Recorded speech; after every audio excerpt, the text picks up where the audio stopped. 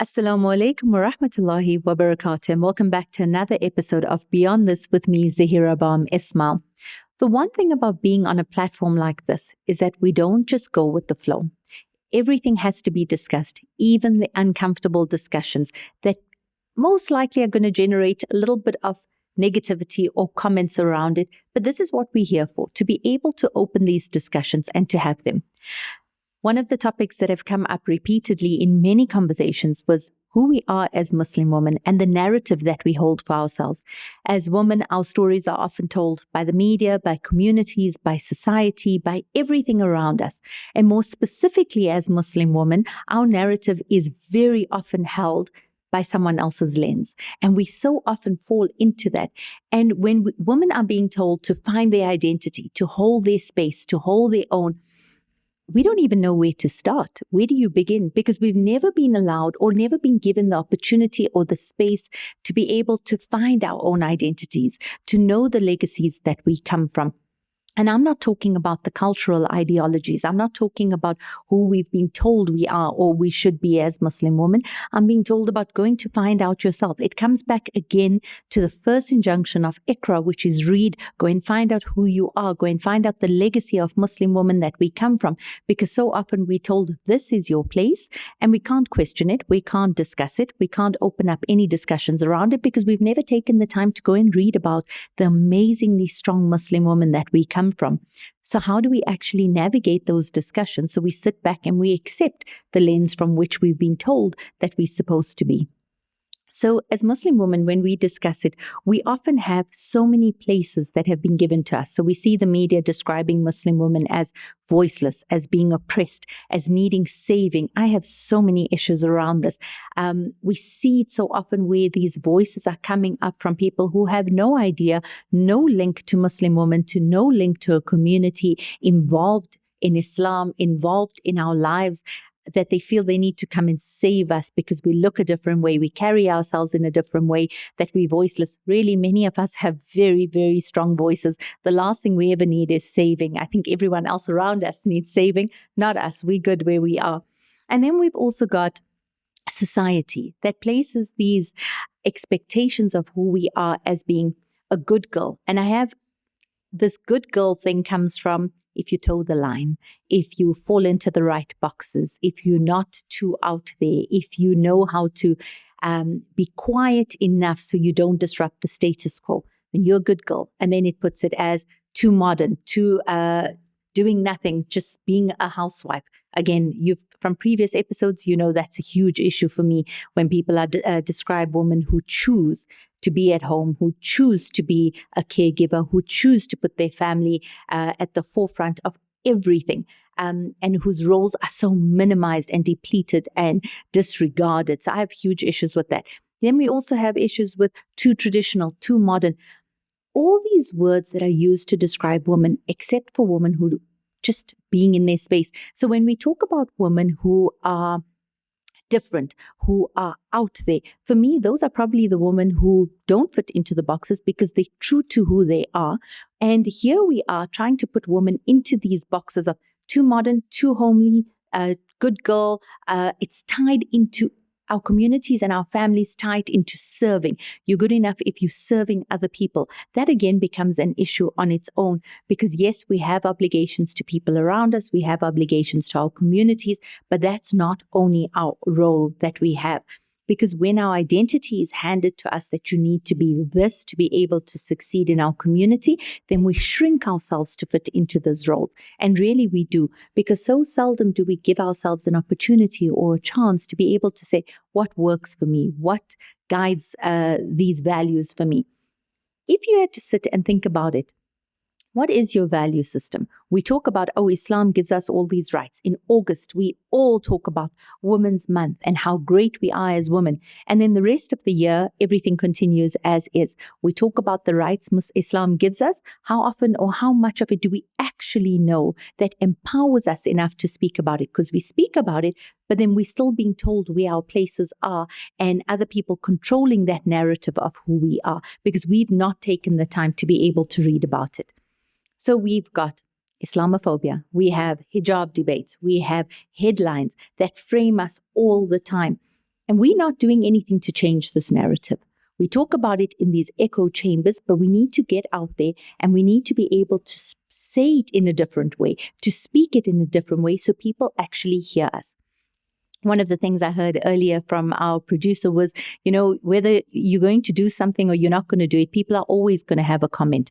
We hold ourselves back from being true to who we are because we're afraid of what those repercussions are. But again, if we understand where we are, if we understand our value system, if we link it back to our faith as our anchor, then don't worry about what people are going to say. They're going to say it anyway, regardless.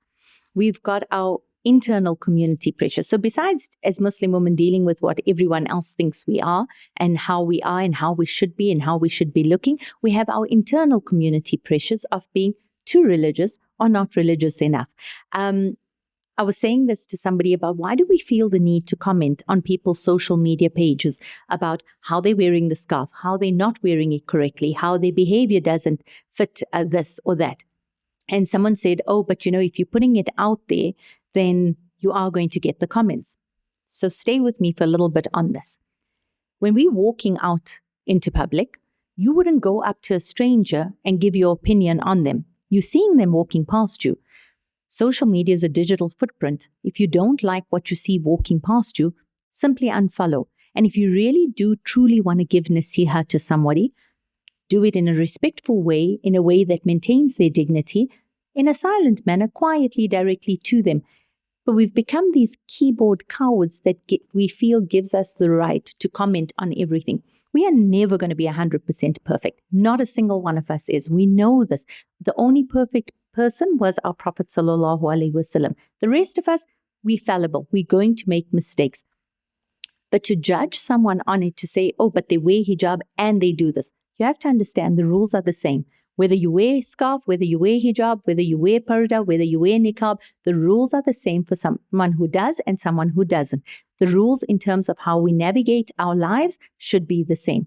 But we can't sit and hold people up to different value systems based on what they look like.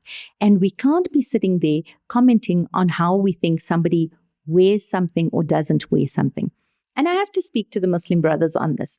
Because you have no idea when you make those comments how it actually moves somebody further away from deen, further away from a sense of community, further away from a sense of belonging, rather than keeping them part of a community that holds them while we falter and find our ways. The same for the Muslim men.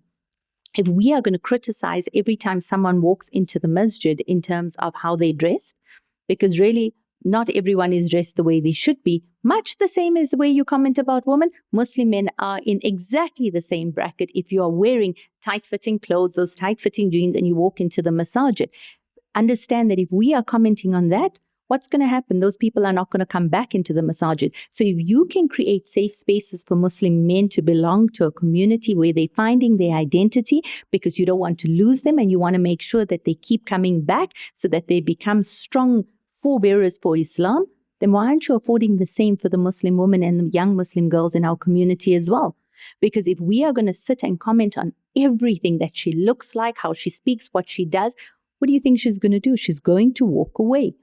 And then we have to sit with the repercussions of that.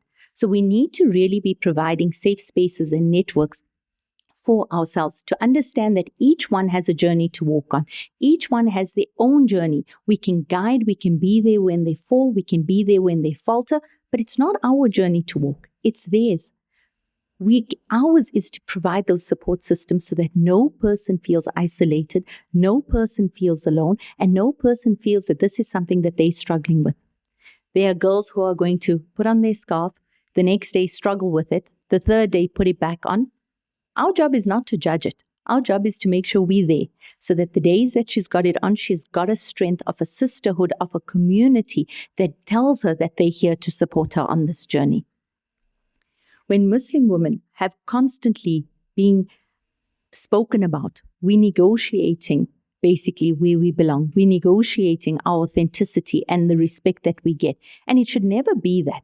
If we want to encourage growth and we want to encourage excellence and we want people to thrive as the best of Muslims, we don't keep them in these spaces that serve us the way we need it. We need to allow for growth. We need to allow for them to become the best versions of themselves. But they can only do this if they have a sense of belonging to something bigger. And then it comes back down to our personal responsibilities that we take to be able to go and read, to go and find out what these value systems are, to go and find those anchors in faith that allow us to be the best versions of who we are without being afraid of saying, I want to take this step, but what are people going to say? Our faith really does honor us, but society tries to flatten us into these one-dimensional projects that they can manage. If we truly understood or understand the strength that we have, the strength that we carry, the strength of the legacy we come from, we will never be apologetic about who we are. Which brings me into another whole conversation about being apologetic Muslims. And this is for the males and the females. Our need to try and fit in has basically done exactly what the media has wanted to do, to separate us into good Muslims and the extremist Muslims. And there's no such thing. In my head, you're Muslim and you're Muslim. There's one thing in that. You read the same Quran, you've got the same journey you want to walk on. For inna tadhabun, we all want to get to Jannah. Our rules are the same.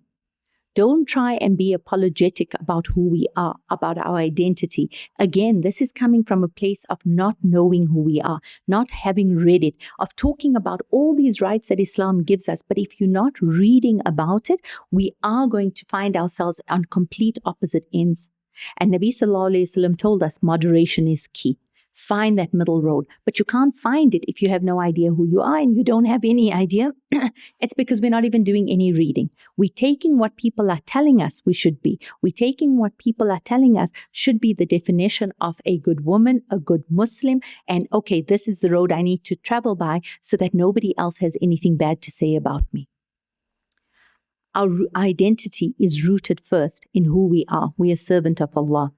And everything else flows from there.